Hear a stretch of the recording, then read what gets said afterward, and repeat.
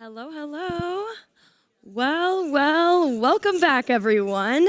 Welcome to day 2 of YHS 2025. How are you all feeling? Woo. And you, Annie? I'm feeling really excited for our day ahead. It's going to be a good long day that we start diving into our favorite topic. What's our favorite topic? What's our favorite topic? Come on, Molly. Karaoke? You had too much fun last night. Come on, Molly. Do we know what's our favorite topic here at EHL? I think Exactly. I heard it. I heard. Yeah, exactly. Hospitality. You know what, Annie? I think it's so cool that absolutely everybody under this roof loves hospitality. And with that said, the YHS team has another packed day for you with bits and bites of hospitality. Absolutely. We're immersing ourselves into all aspects of hospitality, from F&B to healthcare, the past and the future, and how education is playing a vital role throughout it all. Wow, I can't wait. For more detailed information on the schedule, you can scan the QR code on your table. Now, delegates, we would like to remind you that your case study for Cruz Lorenzetti is due today at 10 p.m. It's a 3-minute video. We can't wait to see what you come up with. Don't worry about that, Molly. I'm sure they're prepared. Yeah, you're right. They're all so talented, and your talent will be seen everywhere, especially the YHS stage. You all have a talented eye for fashion to look cute while still following the EHL dress code. You have amazing cognitive talent to grasp all the information that the amazing speakers are bringing, and you all are fresh talent for the hospitality industry. Oh, wow, Molly, that's a lot of talent in the room. I think you've been foreshadowing something. You've got it. Our next keynote is on talent in hospitality. Please welcome to the stage Robert Mellwig, the Executive Vice President the Executive Vice President of Talent and Culture at Auberge Resorts.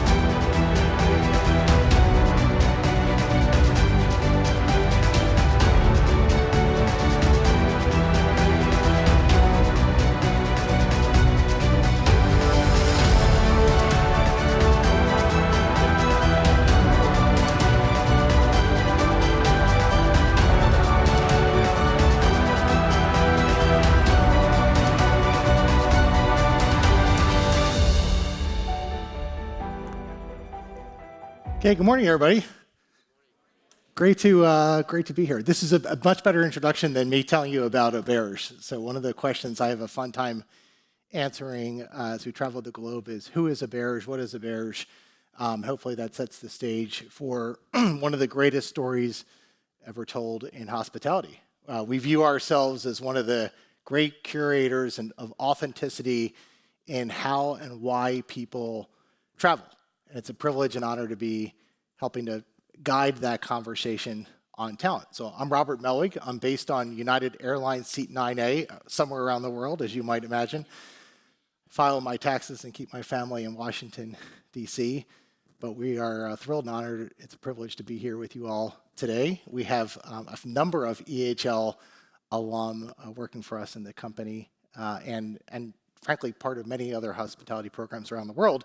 But I had the great privilege of partnering with Christian Clare, who's our CEO and a proud EHL alum. So he sends hello to all of our EHL family members today and looks forward to continuing our partnership here on campus. So this morning is intended to help reorient all of you on the conversation of talent. So I love the introduction. Thank you, team, for having us here. And I've been doing this for a long time in my career and studying the definition of why the function of human resources has been reoriented in many companies to be called talent. Talent management, talent attraction, talent acquisition, talent culture. How did that come to be? And one of the origin stories of that is a company called Gallup. So Gallup and strengths-based leadership, Kirk Kaufman, a number of other authors about 25, 30 years ago started to study positive psychology, which is instead of the origins of psychology that are rooted in Freud and what's wrong with people and why are people why do they have these idiosyncrasies and things that are wrong with them, they started to reorient why are people right? What's right with the world? What's right about people? What do they have that becomes their unlocked superpower?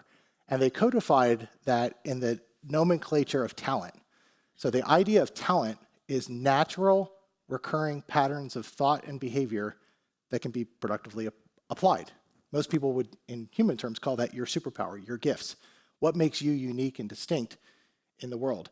And that's part of the journey for all of you, is to have that personal, authentic discovery of yourself, of what is it that makes you special and unique? And how do you get to know yourself better? How do you think about how that matches you to a company? Company A, company B, field, profession, skills, capabilities, and 1,000 other choices that you're going to have to make while you're in school, and particularly when you're out of school, on how you orient and navigate your career. And so part of my job and career is the privilege of sort of like the old-fashioned dating sites of Match.com. In today's world, you all have Bumble and lots of other ways to connect with each other, but it's generated through AI. So I like long walks on the beach. You like long walks on the beach. I like a margarita. You like a margarita. Let's get together and have a margarita and long walks on the beach. And so the idea of matching people with passion and interest and skills and capabilities is part of the privilege that we have a chance to do. And I love that we get a chance to do it in hospitality in such a profound, expansive industry. And the program that you all have assembled for the past 3 days is extraordinary. It's a great collection of conversations, experiences. I hope it helps you reorient, challenges you to think differently, and we'll try and make that the case today. So I'll spare you the balance of the auberge infomercial, only to orient you in how we think about the brand and how that might ultimately challenge you to engage with other companies.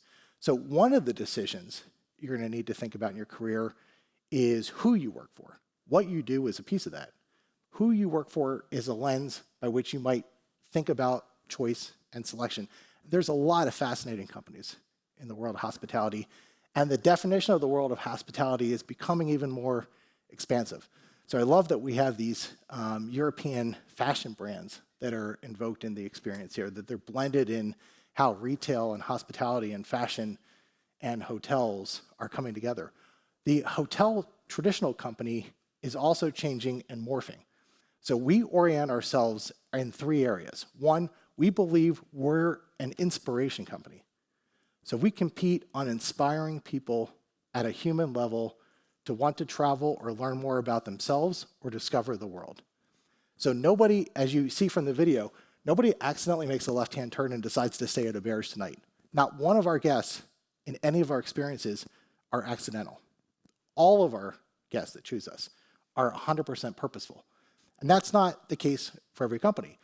And that's also not a bad left-hand turn if you choose to work for a company that does that. So the world of hospitality, including hotels, has this notion of transaction and scale and volume.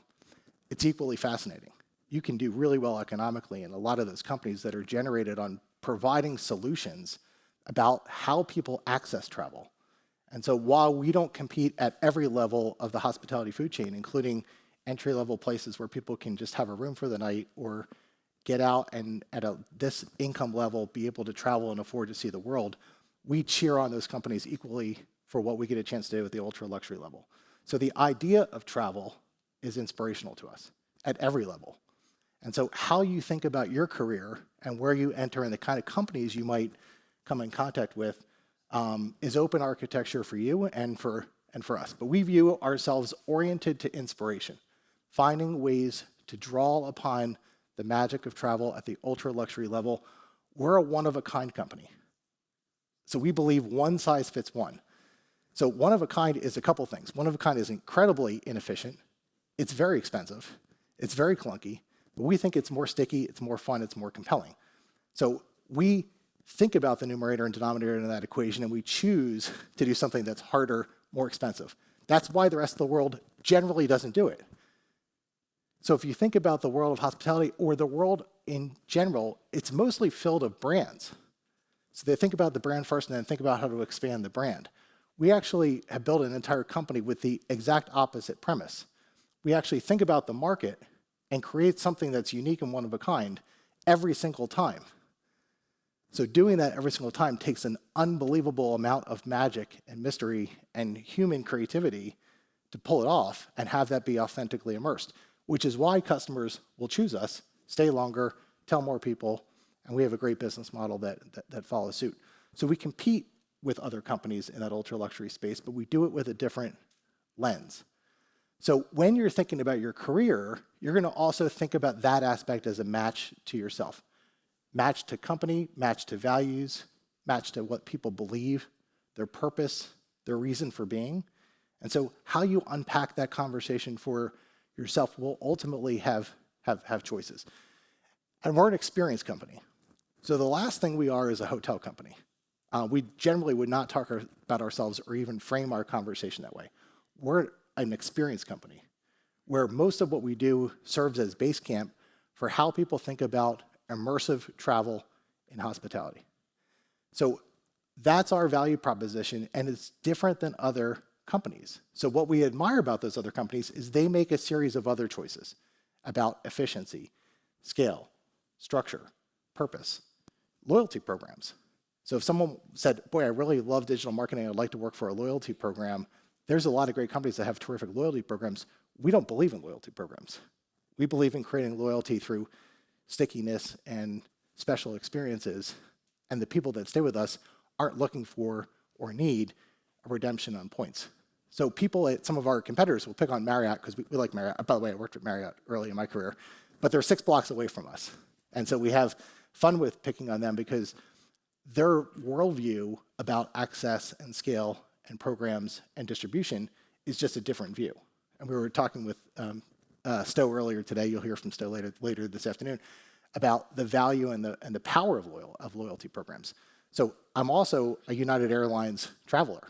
So I'm not agnostic to why people travel or the context of points. But you have to make those choices in your personal life and think about how it relates to your professional life as well. So just connect to company purpose and understand and think about how you get to the good stuff, about why people believe what they believe. So the great author Simon Sinek wrote a book called Start With Why, and it's the pursuit of why people travel, why companies exist. And when you understand the why, you accept the what. So the why is incredibly important. And you have to think about your why. So each of you have a personal reason why you chose this school, why you chose this profession, why now is your time to be in hospitality, why you think you're interested in marketing or sales or real estate development or operations, why you're gravitationally pulled to food and beverage. So I was talking to Molly earlier today. So Molly graduates this year. She said she's going to go to New York City. That's fascinating. What are you going to do? I want to work for an independent restaurant in New York City. And I'm going to talk to you later, Molly, about that. But why? What is it about New York City? What is it about restaurants that attract you? What's that gravitational pull around brand and what you love about this business and why that fires you up and validates your career progression? For us, we orient the company on these pillars. Companies will have different pillars that will also reinforce career opportunities. So this is from a customer lens. We want the customer and the end guest experience to be oriented in the art of food, spirits, and wine. So some of you might think, well, what does that mean? What would that look like for me in my career? I like beverage. I like wine. I like how to create the most authentic, immersive F&B experiences that could ever happen. How would I translate that if I was interested in events? How would I translate that if I was interested in food and beverage? So the opportunity to transform the ideas and the ethos and the purpose and pull it through to career opportunities is abound. So the idea of wellness and spas has transformed into well-being. How people think about immersive ways in which well-being, sustainability, food culture, diet, programming, health, the adjacency of health and healthcare, and the convergence of how that comes together in our business is exceptionally fascinating. And Switzerland's a great backdrop for that in terms of well-being and wellness-oriented resorts and retreats that offer that in terms of medical care.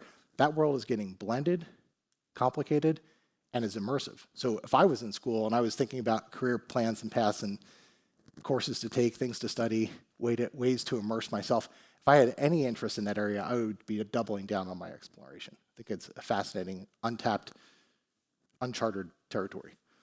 The idea of art and culture. In our hotels, we have jobs that don't exist in other companies. Every one of our hotels has a job called experience manager, experience curator. We have people that are in charge of arts and culture and design. They think about the product and they think about the experiences, but mostly they think about the why. So the reason we have those jobs and we've architected our company that way is we're ultimately back engineering on why people travel in the first place. So we just had the privilege, we ended with the Welcome to the Family Collegio alla Querce because this is an internal video. This video isn't anywhere on our website. You can't find it. The reason you can't find it is we just did it for the newest hotel that we opened 8 days ago in Florence. So the idea that we're bringing this story of Auberge to life and welcoming people into the family is they have to be oriented to believe what we believe and framed. And so we build the architecture and the career development and the career paths built on that structure. I worked for a company 15, 20 years ago we were talking to earlier today called Destination Hotels and Resorts. We had a property called Royal Palms in Scottsdale, Arizona, and we had a job that I always loved the nature of this person's job. It was called Director of Romance, which conjures up a lot of things. But the Director of Romance was in charge of taking these memories and these experiences and pulling it through to a consumer in a way that felt special. So the physical product was incredibly romantic in terms of a destination. So it wound up being disproportionately a place where people got engaged. And they came back to celebrate wedding anniversaries and first dates and honeymoons. So this Director of Romance was not like a one-time thing that had nothing to do. It was a very busy person in the organizational structure that was delivering on these experiences in a profound way. And it was a different way 15 years ago where I thought, gosh, there's a better way to organize companies, to give reverence to name and title and meaning and purpose. And you were working backwards from that purpose and that idea. So this world is ever-changing. You have the ability, and many of you, I bet 50% of you will be in a job or job title in the next 5 to 10 years of a job or job title that doesn't exist today, where a company hasn't yet thought about or created what that job or that title might be. So the ability to be ahead of that and thinking about your skills and your capabilities and how do you prepare for something that's changing and morphing is fascinating. back in the day, for some of us who are older, there wasn't anything called revenue management. It's hard to believe. Today, you're just like, well, how can you run a company without revenue management? We just had reservations. There was reservations people, and people they didn't have a way to codify it. They didn't have a language. They didn't have a title for the job. So we had personnel that transformed to HR that's now talent and culture that will transform to something. What is the something? So what's next? And do you want to be part of that story of writing and imagining what that might be? In my mind, I have a theory about that. I think the theory is around experience. I think it's about the inverse of the external experience to our teams. The idea of talent experience, to me, doesn't exist in a title, but I think it should. And so why not reorient, reimagine, and build the skills and capability to deliver against that? What would that look like if companies pushed and challenged and nudged? And some of you might help be the pioneers for that. The idea of exhilaration, discovery, and adventure. Hospitality companies are becoming train companies, yacht companies, cruise companies. Where will that go in terms of how people think about the adjacency of the space? Will they become fashion companies? Will fashion companies become hotel companies? I think the answer is clear, which is it's already happening. We are traditionally a North American company. We'll show you a map of where we are. The portfolio video sort of did that. This is the next project we're imagining in real time. This is called Cambridge House. It's one of the most famous landmarks in London. It's in Piccadilly. It's an A+++ location in London. It's famous for being what's known as the In and Out Club in London. It's one of the most historic buildings in the world. It's owned by the Reuben brothers, one of the top high net worth capital partners in the world. They've selected us amongst any other company in the world, all of whom competed for this.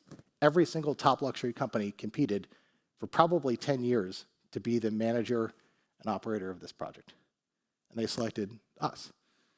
They selected us because what they're trying to do is reimagine something that doesn't exist. So we're not going to just bring a luxury product to the London market. London already has many luxury products in the market. We're going to bring something to London that London doesn't even know about yet, that the world doesn't know about yet. So we have a chance to build one of a kind, unique, never thought of, never discovered. And we're going to hire, the only thing I know as the head of HR for the company is we're going to hire about 500 people. What job descriptions, what titles do we have that don't exist that should exist? So we're still in the process of reimagining the organizational chart and structure. This property will open in 11 months and be live. We've hired one person, 499 to go. We have somebody interviewing today with the ownership group in London. That would be 2. We have someone interviewing Thursday. That would be 3. 497 to go. What job titles? What role? What structure? What background? What are we trying to achieve? How are we trying to build the company, and how are we trying to change the world? Auberge, less than 2.5 years ago, was a teeny tiny American-based company that was effectively not in Europe. We had one small hotel in Santorini in Greece. We took over Chateau in Massignac. We've got the Geneva, one of the best hotels in the world, the Woodward, right down the block from you all. We just opened Collegio alla Corte. It's only been open for 8 or 9 days. I don't know what awards it will win, but I've been doing this for 35 years. This hotel is by far the best hotel I've ever stayed at or seen in the world. There's no scenario where Condé Nast Travel and Leisure, some other highly acclaimed endorsing brand, doesn't acknowledge what we just did in Florence. It's one of the most fascinating travel experiences you ever have. If you pass through Florence and you don't go to indirectly contribute to my 401k, shame on you. Have a drink at the bar, have a coffee, come visit us. What we do is really interesting, but it's not that what we do is the best or better. So we have a tremendous amount of humility and reverence for how everybody else does it. We just have a different point of view on how we do it. So your job is to play Match.com to the world of opportunities, to how other companies think, and dig deep on why. This is generally the historical nature of the video and the company, and again, US and Caribbean and Costa Rica. We didn't show Santorini. But this is a slide that I can't share with you beyond today. So if someone's going to ask me, can you share the slides? We cannot share the slides because of this slide, because this is where we're going. This is where our teams are looking. This is where our development teams are today, looking, growing, thinking, imagining. We're building a company that doesn't yet exist. So while I'm incredibly proud of the 40-year history of what we built, you guys haven't seen anything yet. You haven't seen anything about what we're about to do. So we're going to turn some heads in a very, very, very provocative way. 3 years ago, we bought AS Roma. We own the Rome Soccer Club. A year ago, we bought Everton, the football club. We bought a movie theater production studio in Hollywood that just shot the film Nora and just won five awards at the more recent Hollywood award show. So we are a diversified experience company that's curating hospitality in fascinating ways. But this conversation is really about talent and hospitality in you and what's changing. So there's a couple of thoughts I have here that I think are worth doing, and then we'll open it up for some Q&A. Career paths are changing in profound ways. So you are all forced to make very interesting choices, and they're not forever choices. You don't have to think, if I pick operations, I can't ever get into corporate. If I pick corporate, I can't get back in operations. If I pick food and beverage, I'm trapped. I can't be in rooms or marketing. I think that's pretty limiting if you think about it that way. So think about your career path as a journey, as an experience, as a collection of jobs, a collection of companies, a collection of choices over a long horizon. It's hard to imagine that, but that's really what's destined for all of you, is this amazing experience and roller coaster in life curated in hospitality. And so if your career path is broad and ambitious, you just have to think about where you want to start. And where you start matters, but it doesn't matter as much as maybe you might think. You might put more pressure and gravitas and shoulder more weight there than that conversation and situation deserves. So get your foot in the door, open the door with companies, and be curious. Be explorative, and think about your career path. Your career path is likely to be defined less by the professor and your internship and your early career experiences, and more likely to be defined in years 2 to 4 from a mentor you don't know you yet have. That's likely to be the primary way your career gets influenced. Because what you're going to do is you're going to validate things in your first career experience that are going to reinforce to you the superhighway of neurons in your head that really form the basis of where your talent lies. You're going to be good at some things, and you're going to get really good at those things. You're going to lean into them and go, I've got a real superpower. I've got a knack for this. And some of you, that's going to be math and spreadsheets. Numbers are just going to fly to you. They're going to gravitate to you. Other people, it's going to be around the joy of well-being. You're going to be incredibly heartfelt and centered and have unbelievable empathy and be able to reimagine with a level of creativity that other people don't have. And you're going to look at the person who's good at math, and that may be the same person. That might be you in the mirror. Or you're going to look at other people and go, I don't understand how your superpowers are different than mine, but it's going to make sense over time as you curate your career. So you'll get opportunities for that career path to be reinforced, but you might start out in hotels and wind up in retail. You might start out in hotels and end up in healthcare. You might think about, I never thought about working for the cruise side of the business, but you might wind up at a luxury yacht. And all of us may wind up working for a reality TV show if it keeps up this pace. So the career path piece is fascinating, and you can get some information and data from this group and from your peers, but you also get it through these early career experiences of internships and validation. So I have 4 kids. 2 are younger, 2 are older. My 21-year-old's graduated. My 19-year-old goes to school, and he did his first ever internship. And he did an internship in something that he didn't think he was going to ultimately like. And he didn't. I said, why do you think you're not going to like it? He said, well, I think I'm really fixated on what I want to do. I'm like, why do you think you want to do that? And he had a view about 9 to 5 and corporate, and it sounded more special and elite. And some of that maybe he learned from looking at me or my career or people around him or classmates like all of you. And he surprised himself because he really fell in love with something that he didn't think he was going to like or be good at. And I was really proud that he had the emotional maturity to kind of at least lean into that and give an open architecture shot. He then said, I'd like to now validate my real interest. So his real interest is in digital marketing. I said, what do you know about digital? He's 19. I said, what do you know about digital marketing? And it turns out he knows very little about digital marketing. He thinks he knows a little bit more because of social media and channels and how he markets and photography and pictures and posts and links and likes and connections. And that's a piece of it. But it was a point of curiosity and validation for him. So he wound up spending time validating that again. Turns out he's actually really good at it. Turns out that it did validate that he likes it. But he's now, because of this first experience, rethought his career plan. He rethought his career path. So every time you take a move, you rethink your career path. But most of what he learned came from a guy who was a mentor. So he did his first internship in Thailand. He's American, he doesn't speak Thai. But the fact that he had this international global experience and pushed himself to a different geography and location and language forced him to build connections. And through those connections, he wound up having an experience with a mentor who was incredibly helpful to him.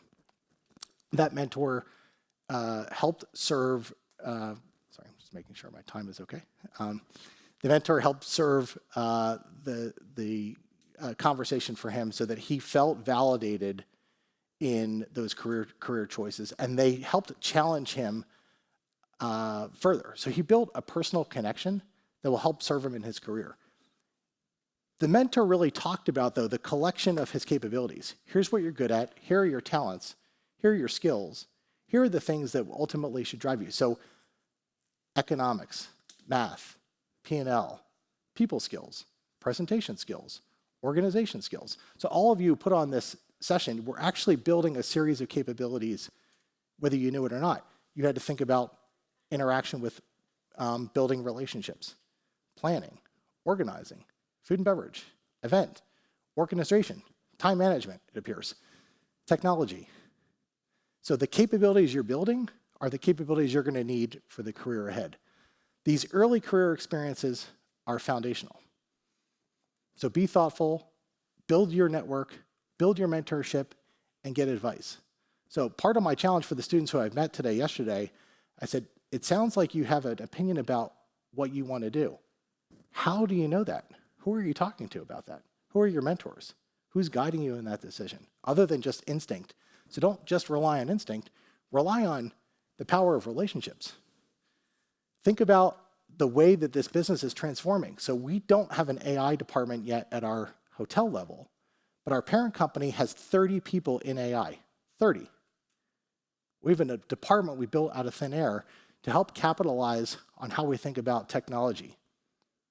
So we had a debate on our executive committee call last night. I took from 8:30 to 9:30, and it was a 1-hour call on Canary and how we think about mobile technology, mobile check-in, mobile guest experience, mobile pre-arrival, mobile experience booking. The entire conversation was predicated on technology, AI, and social. So we're building these companies that are wired around the future capabilities of digital. So leaning into digital marketing, technology, critical. You have to think about, do you want to be one of many or one of one? And that plays a bit to company, to purpose, and structure. But the bigger thing I'd leave you with is speed of progression. Has anyone been to Disney before? Okay. So Disney has Fast Pass. You all know what Fast Pass is. It's now called Lightning Lane if you haven't been there in a while. So you can either wait in line for an hour and a half to go on Space Mountain, or you can go on in 20 minutes. If you have the app, if you have the Lightning Lane, if you have the Fast Pass, if you don't want to wait in line. So the speed of career progression is the same. You can wait 15 years to be a GM in company X, or you can join a company like ours and be a GM in half the time, half the shelf life. The question is, how do you assess speed of career progression? So we don't have requirements that we think would be silly, like you have to be in your position for 18 months before you're able to move or transfer, et cetera. We move and we don't have policy. Low trust organizations can't have enough policies. High trust organizations have very few. So we operate on speed of trust, speed of career progression, speed of capability, speed of preparedness. And then you have to adapt, and I'll leave you with this, with a couple of things. The 4 C's are career, compensation, culture, communication. Career. Find your career plan, career path in a way that's compelling. Compensation. Understand your value and your worth and do it in the context of the market and plan for your future value as much as your present value. Communication. Find a boss, find a team, find a network, find your tribe, do it in a compelling way. And then culture. Find a match to the values and beliefs and culture that you share. Find companies that are going to help support your development. We have a management development program. Lots of companies have great programs. Find the match for you. And if it's not through a program, it's through direct placement, it's how would I be coached? How would I be developed? Why should I work here as much as why should you hire me on that equation? Companies have CRM systems to manage talent, as do we. We think about talent in the form of relationship management, just like a social curated platform, and talent banks. So if you don't have today an exceptional LinkedIn profile, and most of you have a LinkedIn profile, I'm not doubting whether you have a LinkedIn profile, I'm just not sure it's exceptional. You need to have an exceptional profile that really highlights your skills, your capabilities, your interests, your ambitions, and be declarative. Think about your image and your story you're telling. These ideas of what we call boomerang programs are also helpful. You don't have to work for one company for the rest of your life. We have people that work for us, have an unbelievable experience. They did really a great job for us for 5, 10 years. They may leave for any number of reasons. Their spouse moved, they had a kid, they left the industry, and then they wound up coming back. So we build such a sticky, compelling culture that people can't wait to come back. They couldn't wait to be a part of it again. So that means some people never want to leave. That's also great. But that doesn't mean that that's for everybody either. So find a way to have these round-trip feedback loop circles. Companies are thinking about assessments. They're thinking about talent. They're going to ask you questions in the form of surveys, predictive index, and those questions, some of which have right answers, some of which don't have right answers, some of which are around your natural recurring patterns of thought, behavior, but it is about finding your match. So I think with that, we'll end on time to make sure you have your next session. I'm going to be around for the balance of the day, but I'm specifically going to be around right after the session. I'll hang out right outside and happy to have conversation with anyone deeper, particularly those that are interested to learn more about us. But what I get a chance to do is make the industry better, brighter, and help shape the future. And we're happy to do it irrespective of nothing to do with Auberge. So we're always honored and privileged and thoughtful when people give us some consideration, but we're here to help guide you and give you advice. And if it's, I told Molly to send me a resume, we don't operate independent restaurants in New York City, but we have a lot of connections of people who do. And if you want to work for some of the top F&B people in the world, we're happy to help you. So whatever your hopes, your dreams, your ambitions are, let us be part of the conversation and help you find your way, find your encouragement, find your match, and lean into this idea of talent and how companies are thinking about talent and its transformation. So we'll leave you there. Thank you for having me. Appreciate it. Talk soon. Right on time. You're doing amazing. Okay, You are so on time. I love it. Good. Thank you again, Robert Mellwig. Let's give one more round of applause for him. I really loved how he spoke about experience and how it can be made into a career. I agree. As a Gen Z, we're really living in the era of experience, and including hospitality details really elevates any experience.